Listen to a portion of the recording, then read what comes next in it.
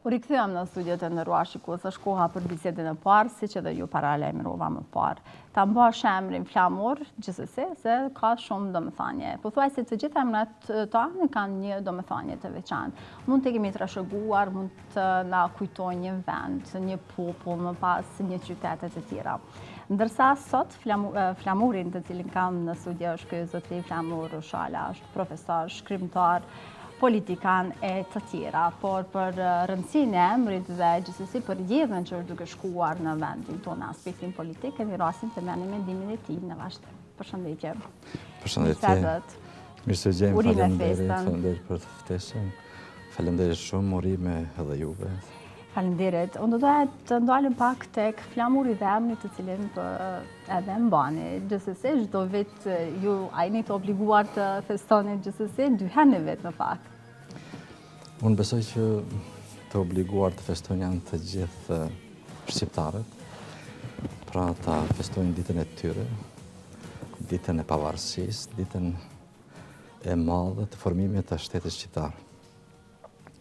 Gjithsesi, ishte një ditë shumë e rëndësishme, e cila unë sot e thash është një nyje që lidh shumë rrugë, sepse një rrugë ishte e gjatë e vështirë, ndërsa erdhëm në atë ditë, pra të 28 nëntorit të vitit 1912, dhe po ashtu shpërthyen rrugë të reja nga ajo ditë që shqiptarët të bëheshin edhe më të vendosur që ta ndërtonin shtetin e tyre në vazhdimsi me gjitha peripetit, aq më shumë kur dihet se gjysma e trojeve shqiptare mbeten jashtë kufive të shtetit shqiptar, edhe u dasht edhe një punë e madhe, e që unë besoj është duke vazhduar si rrugë për konsolidimin e plot të shqiptarëve gjithandej kudo që janë në trojet e tyre. Po, kush ta ka vë emrin, nëse mund na tregosh?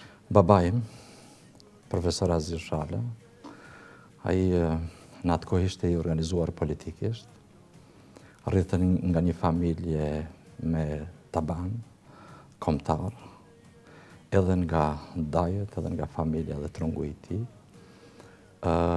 Ishte profesor i kohës. Pra në vitin 1959-60 ai veç filloi të punoj, pas mbarimit të studimeve në Fakultetin Filozofik të Universitetit të Beogradit, dhe si organizuar bashkë me shok politikisht, ai sigurisht e kishte pas motivin, pas 3 fëmijëve që i kishte, unë i 4-ti që po t'i lindte djalë, t'ia vë emrin Flamur. Kështu jam pak gëzuar, ashtu si që edhe më thonë. Natyrisht janë gëzuar shumë, mas pari që kam qenë djali i tretë në një mënyrë, por edhe pastaj mundësia dhe ndikimi që ta marrë këtë emër. Normalisht që unë më vonë kam thënë, Kogja Guxim është dashur që t'ja vësh emrin Flamur, sepse por edhe ta mbash, tash më mban me siguri një përgjegjësi të veçantë. Absolutisht, sepse duhet jemi real në këtë vlerësim. Ndryshe ta mbash emrin Flamur me vërtet është përgjegjësi, sepse Flamuri është simbol, një nga ato pak simbole të mëdha të kombit, siç është gjuha Flamuri, himni kombëtar.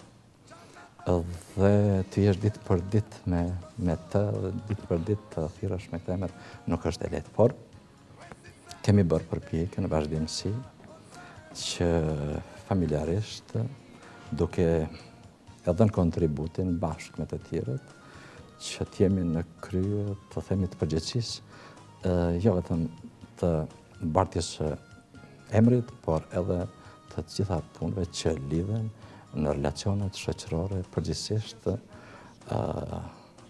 me shokët, me njerëzit e punës, me njerëzit e aktiviteteve, ta them ditë për ditë, dekadave me radhë gjithandej.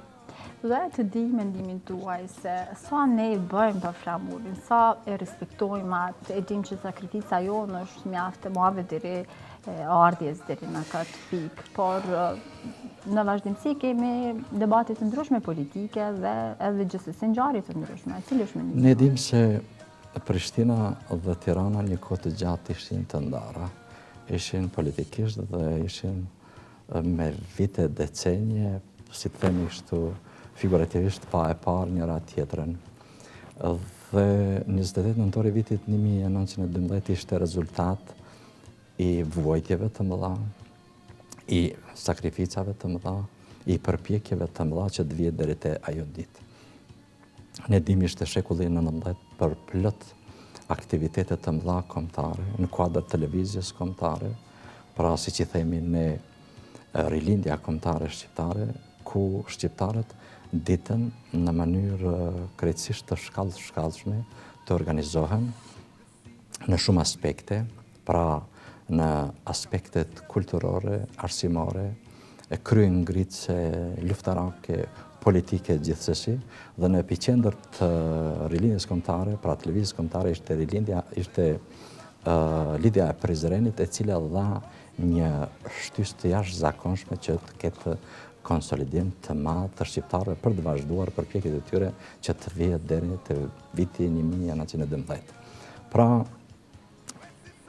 trojet nuk ishin brenda një shteti dhe ndarja ishte evidente. Pra, ishte një simbol i madh i cili i përbashkonte shqiptarët kudo që ishin, edhe ata në shtetin e tyre, pra me qendër në Tiranë, edhe ata që ishin jashtë shtetit shqiptar, në Prishtinë dhe gjithande i trojeve që nga Podgorica, Shkupi, deri te manastiri, që i bashkonte flamuri. Pra, historikisht, shqiptarët e kanë respektuar. Dhe i ka bashkuar. Si vetëm simbol nëse mund të themi që ka gjetur. Prandaj edhe respektimi ndaj këtij simboli ishte i vazhdueshëm. Dhe shqiptarët sot, kudo që i kemi, ata din ta tregojnë nga një histori të vetën, lidhur me flamurin, lidhur me përdorimin e tij, që nga ajo që kanë fshehur në jashtëk dhe kanë fjetur me te, dikur në ark, dikur në ark të tavanit, e tjera, pra shqiptarët ishin ata që në vazhdimsi respektuan simbolin e tyre kombëtar, sepse ishte i vetmi që i përbashkoi ata gjatë historisë së tyre të vjetër, do të thoshim, po edhe të re sidomos. Jemi edhe në fund të bisedës, por unë doja të marrni mendim tuaj sa i përket të bërit shtet, por dashuria për flamurin kuqezi nuk po zbehet. Pse mendon që nuk po ndodh një gjë e tillë? Shko, ne e thamë që simboli kombëtar është i vetmi ai i cili neve na ka përbashkuar. Dhe nuk besoj që do të ndodh asnjëherë, po megjithatë është vështirë që aq më tepër në një kohë të shkurtë të zbehet gjithë dashuria që e kemi për simbolin ton kuqezi, kur e kemi parasysh gjithë rrjedhën e tij historike saj, në cilat faza ka kaluar dorë më dorë derisa është ngritur. Ne jemi mësuar të themi në vazhdimsi se është flamuri Skënderbeu Beut që kemi këtu sot, është flamuri Ismail Qemalit, i cili po atë flamur e ngriti në Vlorë, është flamuri i vitit 1968, atëherë kur në Kosovë, në Prishtinë bën demonstrata dhe ranë dëshmor, është flamuri i ushtrisë shqiptare të Kosovës që e kishte, pothuajse secili ushtar i saj, pjesëtar i saj, kishte në gjimin e vet, në mendjen e vet, dhe në krahëror gjithsesi, absolutisht. Po, dhe ne nuk mund të flasim për zbehjen asnjëherë, dhe unë besoj që shqiptarët do të jenë të integruar, shqiptarët do të jenë ata të cilët do të jetojnë bashkë në trojet e tyre. Uroj të jetë ashtu. Të falenderoj shumë për ardhmën tënde. Dëshiroj punë të mbarë.